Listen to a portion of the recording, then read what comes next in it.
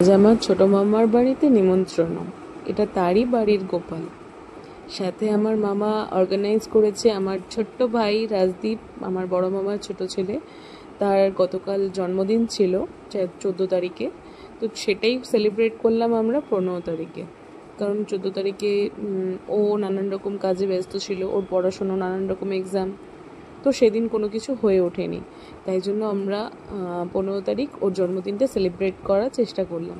তো সমস্তটাই আমার মামা মামি অর্গানাইজ করেছেন আমাদের সকলকে আনন্দ দেওয়ার জন্য। আমার ছোট্ট পুচকু মানে আমার ভাইপো, কেক খাওয়ার মুহূর্তটা দারুণ ছিল।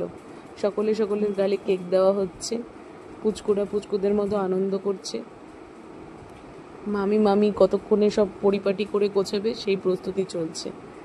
দারুণ আনন্দ করেছি। পরিবারের মতো আনন্দ কোথাও তুমি পাবে না, কোথাও না। সেখানে আমার দুই মামা আমার কাছে ভগবানের স্বরূপ। তারা আমাদের কাছে কি সেটা আমি নিজেও বলতে পারবো না। সাথে আমার দুই মামি। চলো এখন আমরা রান্নার প্রস্তুতিতে যাই। আমার মামি কি করছেন একটু দেখে নিই। প্রস্তুতি ভুল বললাম, প্রস্তুতি তো সে নিজেই করে রেখেছেন। এখন শুধু দেখব এবং ভিডিও করব সে কি করছে। চলছে এখন পটল ভাজার প্রিপারেশন। দিল কুমড়ো ভাজা, তারপরে হবে বেগুন ভাজা।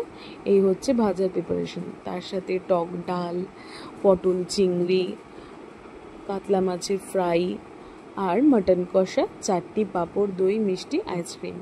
এই ছিল আজকে আমাদের খাওয়া দাওয়া।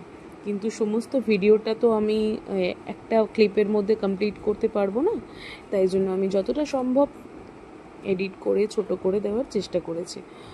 সো দেন এটাকে আপনি যদি ভালো লাগে আপনারা লাইক কমেন্ট শেয়ার করবেন, চ্যানেলটাকে সাবস্ক্রাইব করে পাশে থাকবেন। তো চলুন দেখতে থাকি মামির রান্নার প্রিপারেশন কেমন চলছে। মাটন কষার জন্য দিয়ে দিল আলু। ভালো করে আলুগুলোকে ফ্রাই করে, একদম লাল লাল করে আলুগুলোকে ফ্রাই করে তারপরে রেডি হবে মশলার প্রিপারেশন। মশলা কষানো চলছে, এবার দেওয়া হবে মাটন।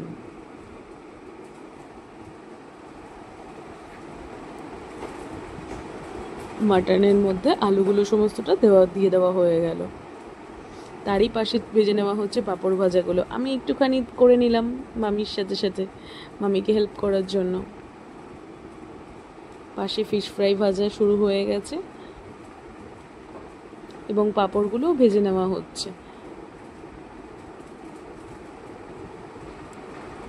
আমাদের সমস্ত আইটেম রেডি, ভাজা কমপ্লিট, মাছের মশলা চলছে,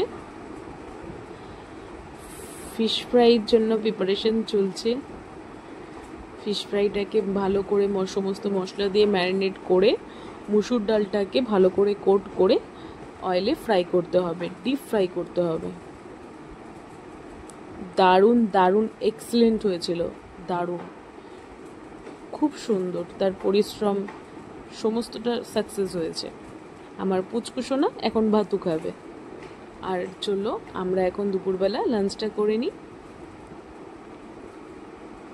সবাই মিশে খেতে বসার মজাটাই যেন আলাদা, তার মধ্যে একটা আলাদা তৃপ্তি আছে।